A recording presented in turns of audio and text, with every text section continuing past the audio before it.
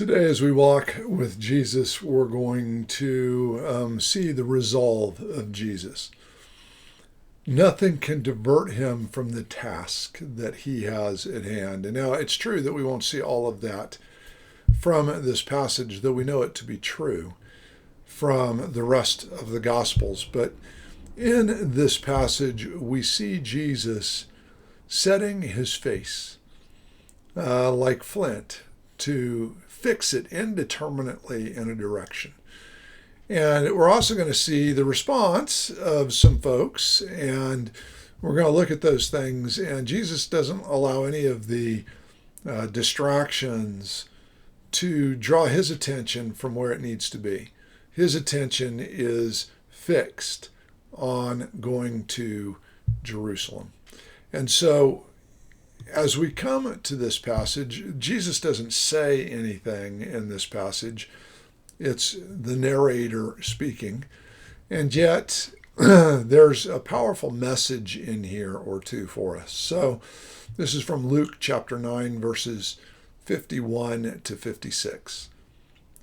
When the days drew near for him, Jesus, to be taken up, he set his face to go to Jerusalem.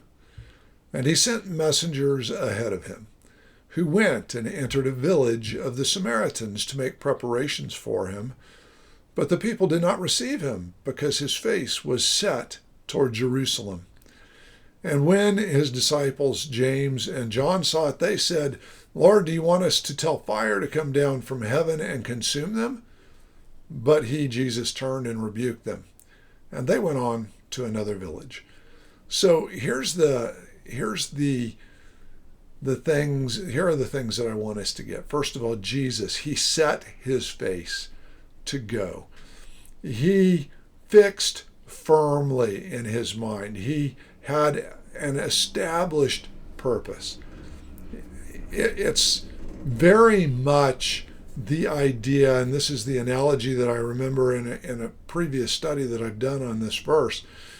The word is very much like the archer who has fixed his attention on the target. They've set their face to the target, and they're not going to allow anything to distract them so that they don't miss the object of their intention. So when the days drew near for him to be taken up, what does it mean for him to be taken up? Is it for him to be taken up on the cross, to be crucified? Possibly. Is it for him to be taken up, to be glorified after the death and the burial comes the resurrection and the ascension? Either way, when the days drew near for him to finish his earthly journey and accomplish the task that was set before him, he set his face to go to Jerusalem. He fixed his focus on Jerusalem. It was firmly established, and he would not stray from it. We need to have that kind of resolve. And then notice that a little squabble kind of erupts around this. He set his face to go to Jerusalem. The result of that is that there are some Samaritans who say, well, if you're just going on to Jerusalem, we don't even want you in our town because we don't think much of Jerusalem. We know that we Samaritans worship on the right mountain, not them. And so he sends the messengers ahead. The Samaritan village that they go to doesn't want him. And James and John, then, the sons of thunder, they want to call fire down upon the Samaritans. And Jesus rebukes them. He says, that's not why we're here. We're not here to destroy. We're not here to judge. We're not here to condemn in that way. We're here for a purpose, and the purpose is to go to Jerusalem for me to accomplish the purpose for which I was sent.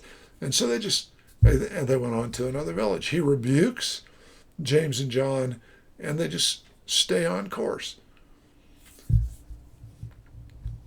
Sometimes in our lives, if we're going to stay on course, we're going to have to rebuke those around us who would want to turn us away and turn us to a different route.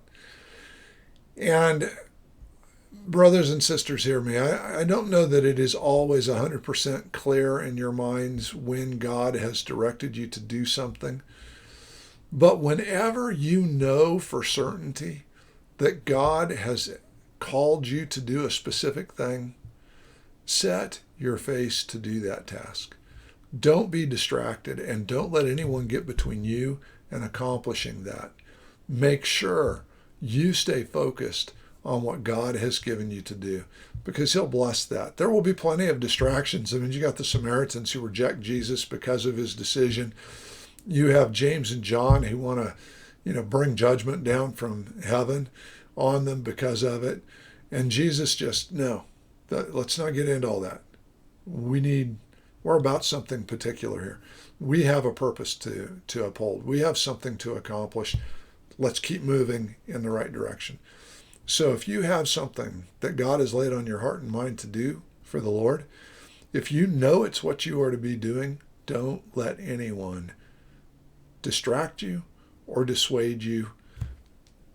Make sure you stay on that path so that you hit the target of what God has called you to do.